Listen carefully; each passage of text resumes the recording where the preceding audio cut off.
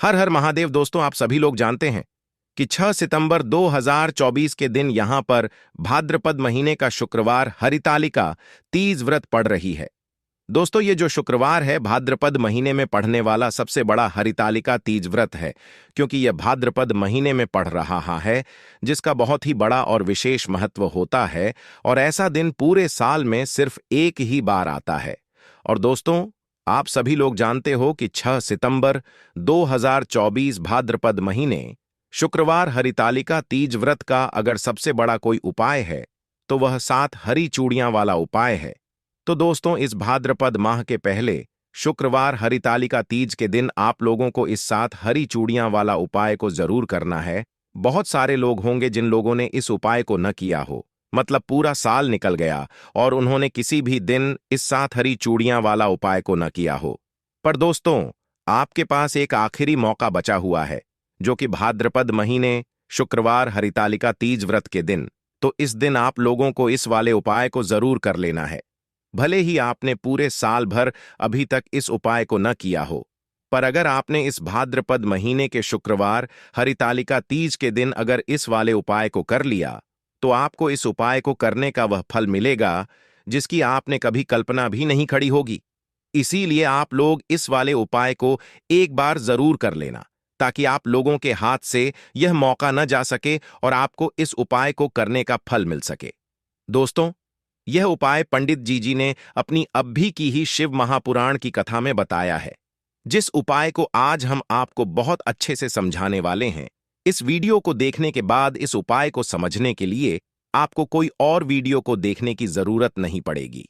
तो चलिए दोस्तों, उपाय को शुरू करते हैं। देखिए, यह भाद्रपद महीने के शुक्रवार हरितालिका तीज के दिन यह इतना खास होता है, इतना महत्वपूर्ण होता है। देखा है, कभी कभी बड़े बड़े पूजा पाठ अनुष्ठान से जो मनोकामना पूर्ण नहीं होते, वह भाद्रपद महीने के दिन एक छोटे से उपाय करने से ही आपकी मनोकामना पूर्ण हो जाती है। और बहुत सारे लोगों ने इस उपाय को किया भी है और उनको इस उपाय को करने का फल भी जरूर मिला है। अगर आप लोग भी इस उपाय को करना चाहते हैं तो आप इस उपाय को पहले अच्छे से समझ लेना, सुन लेना, उसके बाद करना। आपको इस उपाय का फल जरूर मिलेगा। और इस उपाय को कर लेने से आपके घर में चाहे किसी भी प्रकार की दुख और समस्या क्यों न चल रही हो, आपको उसका कारण भी नहीं पता है कि भाई यह समस्या किस कारण से चल रही है, उसका कुछ भी कारण हो सकता है, जैसे पी दोष हो सकता है या किसी भी तरह का मंगल दोष भी हो सकता है। तो इस दिन आप लोगों को 7 हरी चूड़ियां वाला उपाय कर लेना है। यह एक ऐसा उपाय है जिस उपाय को अगर किसी विशेष दिन पर किया जाए तो भाई उस विशेष दिन का जो है वह तो हमें मिलता ही मिलता है, पर हमने उस दिन पर इस उपाय को किया है तो हमें उससे भी बड़ा फल मिलता है, और फल बहुत जल्दी मिलता है, क्योंकि आप इस उपाय को बहुत ही बड़े और विशेष दिन पर कर रहे हो। तो चलिए अब उपाय के बारे में बात करते हैं, लेकिन उससे पहले आप लोगों को यह जानना आवश्यक है कि आखिर यह उपाय के समय करना है, किसको करना है और कैसे करना है। तो चलिए हम आगे आपको वीडियो में एक एक करके बता देते हैं। लेकिन उससे पहले अगर आप लोग हमारे चैनल पर नए हैं तो हमारे चैनल को सब्सक्राइब कर लेना और इस वीडियो को दोस्तों, इस 7 हरी चूड़ियां वाला उपाय को हमें शुक्रवार हरितालिका तीज के दिन कैसे करना है, किसको करना है, किस समय करना है और कहां पर करना है, ये सारे सवालों के जवाब आपको इस वीडियो में मिल जाएंगे। और जो यह वीडियो देखेगा भाई, उसको 7 हरी चूड़ियां वाला उपाय जरूर करना चाहिए, क्योंकि इस दिन हरी चूड़ियां का भी बहुत ही बड़ा और विशेष महत्व होता है। और जब बात आ जाए 7 हरी चूड़ियां की, तो यह सोने पे सुहागा वाली बात हो जाती है और यह एक बहुत ही बड़ा उपाय हो जाता है इस भाद्रपद शुक्रवार हरितालिका तीज काबू। तो अब दोस्तों, इस 7 हरी चूड़ियां वाला उपाय को आखिर करना किसको है, सबसे पहले हम लोग वह बात जान लेते हैं। तो देखो, घर की जो बड़ी माताएं बहनें होती हैं, उन माताओं बहनों में से कोई भी एक बड़ी माता बहन इस वाले उपाय को कर सकती है। और दोस्तों, अगर आप चाहें तो अपने घर में से सभी सदस्यों को भी इस उपाय को करवा सकते हैं। अगर किसी व्यक्ति की खुद की कोई मनोकामना है, खुद की कोई दुख और परेशानी है जो कि वह अपने लिए ही करना चाहता है इस वाले उपाय को, तो वह खुद अपने लिए भी कर सकता है।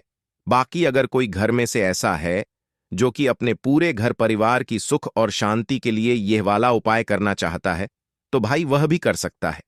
उसमें भी कोई दिक्कत वाली बात नहीं है। कहने का मतलब यह है कि इस उपाय को हर एक सदस्य भी कर सकता है और पूरे घर परिवार के सदस्य के लिए घर की बड़ी माताओं बहनों में से कोई एक माता बहन भी कर सकती है। माताएं बहनें अगर घर में उपस्थित न हो या वह यह वाला उपाय न कर पा रही हो तो फिर घर का कोई बंदा सदस्य भी इस 7 हरी चूड़ियां वाला उपाय को कर सकता है, चाहे फिर वह पुरुष ही क्यों ना हो। उसमें कोई भी दिक्कत वाली बात नहीं है। हरी चूड़ियां वाला उपाय को आखिर इस उपाय को हमें किस समय करना है? सुबह के समय करना है कि शाम के समय करना है? तो देखो, इस वाले उपाय को आप लोग सुबह के समय भी कर सकते हो और शाम के समय प्रदोष काल में भी कर सकते हो। अब अगर आप पूछो कि भाई सबसे उत्तम समय कौन सा रहेगा इस 7 हरी चूड़ियां वाला उपाय को करने का, तो हम आपसे बस यही कहेंगे कि इस उपाय को आप सुबह के समय करेंगे तो ज्यादा बेहतर होगा। बाकी अगर प्रदोष काल शाम के समय भी करेंगे तो भी अच्छा होगा, उसमें कोई भी दिक्कत वाली बात नहीं है।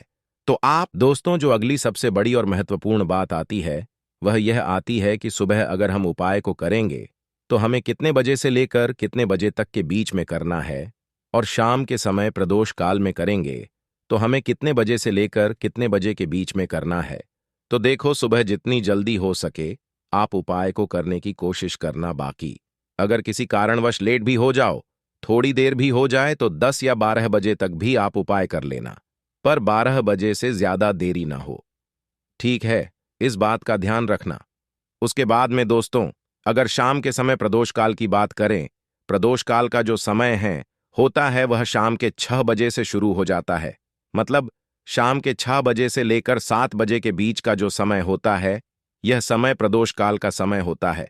पर अभी जो मौसम चल रहा है, इस मौसम में जो है शाम बहुत देरी से होती है, तो आप इस उपाय को 7 या 8 बजे के बीच में भी कर सकते हो। मतलब शाम के 6 बजे से रात 8 बजे के बीच में आप कभी भी इस वाले उपाय को कर सकते हो, उसमें कोई भी दिक्कत वाली बात नहीं है। तो देखो, आज के इस पूरे वीडियो में 3 सुंदर से उपाय के बाद में हम आपको बताने वाले हैं। यह तीनों उपाय पूज्य गुरुदेव की ही कथा सुन करके समझ करके समझने का पूरा प्रयास करूंगा। बहुत ही प्यार से उपाय है, बिल्कुल विस्तार समझने का प्रयास करूंगा। लेकिन उससे पहले आप सभी से रिक्वेस्ट करता हूं, कमेंट में आपको ओम नमः शिवाय सभी शिवा भक्तों को जरूर लिखना है। देखो, पति पत्नी में बहुत ज्यादा लड़ाई होती है। पति पत्नी में इतनी लड़ाई हो गई है कि तलाक तक की नौबत आ गई है।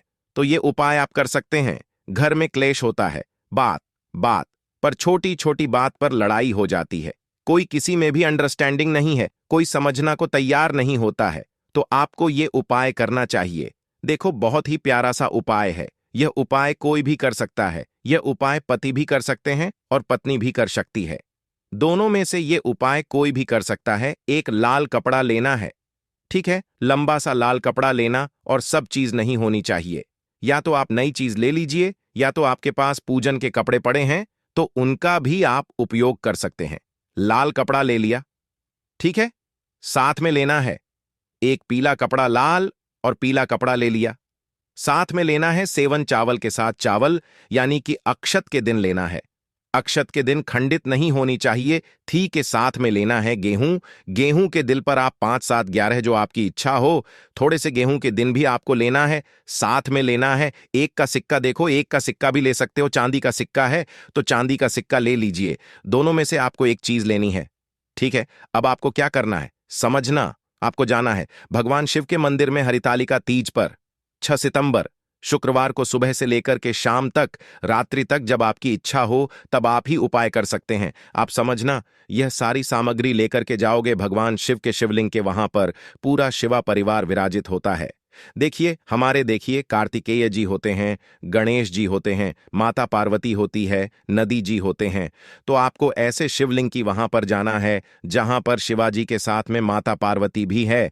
तो देखो, करना क्या है, एक लाल कपड़ा जो लेकर क्या है वो आपको माता पार्वती को उदा देना है, ठीक है। और जो पीला कपड़ा लेकर क्या है वह भगवान शिवा को उदा देना है। और उसके बाद इन दोनों का गठबंधन करना है। दोनों को आपको गांठ लगा, लेकिन गांठ लगाओगे ना तो उसे गांठ के अंदर आपको ये 7 चावल के तेल, 5 गेहूं के डैन, एक का सिक्का, यह आपको रखना है और गार्डन बंद देनी है, ठीक है। दोनों कपड़े के बीच में आपको एक गार्डन बनी है। और उसके बाद आप झोली प्रसार कर महादेव से प्रार्थना करें कि मेरे घर में यह क्लेश है, आपको दूर करना है। यह समस्या मेरे घर में रही है। हमारे घर में प्रेम भाव बिल्कुल भी नहीं है। आपकी कृपा से माता पार्वती और भगवान सेवा, आप दोनों की कृपा से हमारे घर में सुख शांति आए, ऐसी आपको प्रार्थना करनी है। ग्राहक लिस्ट दूर हो जाए, ऐसी आपको कामना करनी है। और उसके बाद ये जो आपने लाल कपड़ा पीला पड़ा और गठबंधन करना, ये गठबंधन आपको दोनों कपड़े और गठबंधन जो कर है वो आपको पूरा आपको घर पर लेकर किया जाना है। और घर में आपको यह रख देना है, आपके घर में अगर पति पत्नी में लड़ाई होती है तो आपकी उपाय कर सकते हैं। किसी भी लड़ाई होगी सब दूर हो जाएगी। बहुत ही प्यारा सा उपाय है। तो देखो, ये उपाय भी आप कर सकते हैं। ये हो गया पहले उपाय। अब हम बात करते हैं दूसरों पर अखंड सौभाग्य की प्रताप के लिए। देखिए, बहुत ही प्यारा सा उपाय है। यदि आपके मां में अगर किसी भी प्रकार का दर्द राहत ना, विशेषकर महिलाएं ही उपाय करेगी। किन्हीं जिनके माह में बहुत ज्यादा डर रहा साथ है, अखंड सौभाग्य की प्रताप के लिए देखो, अगर आपके पति किसी मुसीबत में भी पड़ने वाले होंगे ना, तो वह मुसीबत पहले से ही दूर हो जाएगी। किसी भी प्रकार का रोग उन्हें हो गया है या आप चाहते हैं कि उनके जीवन में किसी भी प्रकार का रोग ना हो, तो आपको यू पैक करना चाहिए। देखो करना क्या है, समझना है। 7 सेवन हरी चूड़ियां, ठीक है, साथ में लेना है मूली का धागा, दीपा, बस ये तीनों सामग्री लेकर के आपको जाना है बेलपत्र के पेड़ के वहां पर। 18 सितंबर को सुबह से लेकर के रात्रि तक जब आपकी इच्छा हो तब आपकी उपाय कर सकते हैं। सबसे पहले जद में यह गोल बांटी का जो दीपक है जिसके अंदर की भारत हुआ है, इस दीपक को आपको प्रेरित करना है। उसके बाद जो बेलपत्र का पेड़ है, पेड़ की टहनी है, वहां पर आपको आई है जो हरी चूड़ियां, जो लेकर 7 हरी चूड़ियां लेकर क्या नहीं है। और 7 हरी चूड़ियां को आपको जो मौलिक धागा है ना, मूली के धागे से आपको बंद देनी है। और आपकी भी विशेष कामना है, अखंड सौभाग्य के लिए आपके पति को कभी भी बीमारी न हो। इस प्रकार से आपको कामना करते हुए ये 7 चूड़ियां आपको बंद देनी है। देखो, एक साथ भी बन सकते हो या तो एक एक करके नीचे करके फुलेरा टाइप जो होता है ना, उसे टाइप से भी आप ये 7 चूड़ियां बंध सकते हो। ठीक है, लंबी एक के नीचे एक बांधते हो तो बहुत ही अच्छी बात है। इस प्रकार से भी आप बन सकते हो। तो यह हो गया दूसरा उपाय। देखिए, अब हम बात करते हैं तीसरी मां उपाय की। ये उपाय है, छुटकी हल्दी आपको डालना है। अब देखिए, यह हल्दी वाला दीपक आपको लगाना कहां पर है। यह दीपक अगर आपके घर में तुलसी जी का पौधा हरा भरा है और तुलसी का पौधा है, तब तो आप तुलसी जी के पौधे के पास लगाएंगे। बहुत सारे लोग हैं जिनके घर में अभी तुलसी का पौधा नहीं है। कुछ लोगों का सूख गया या किसी किसी के घर में होता नहीं है ना, तो वह लोग क्या करेंगे, मंदिर में भी आप लगा सकते हैं। अगर आपके घर के आसपास कहीं मंदिर है, वहां भी आप लगा सकते हैं। वरना यह दीपक आपको अपने घर के मंदिर में लगाना है। तो देखिए, जब भी आप हल्दी का दीपक शिव जी के सामने या तुलसी जी के पौधे के पास लगाएंगे, तब आपको उनका एक मंत्र है, उस मंत्र को आपको 11 बार बोलना है। यह मंत्र सभी को आता ही है, अगर नहीं आता है तो आप इसे नोट कर लें।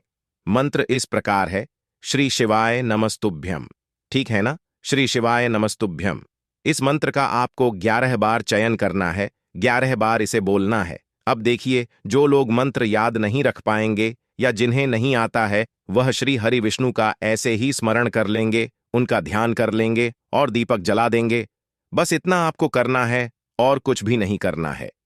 यह उपाय आप करके देख लीजिए, आपके जीवन की जो निर्धनता है ना, बहुत जल्दी आपके जीवन से दूर हो जाएगी।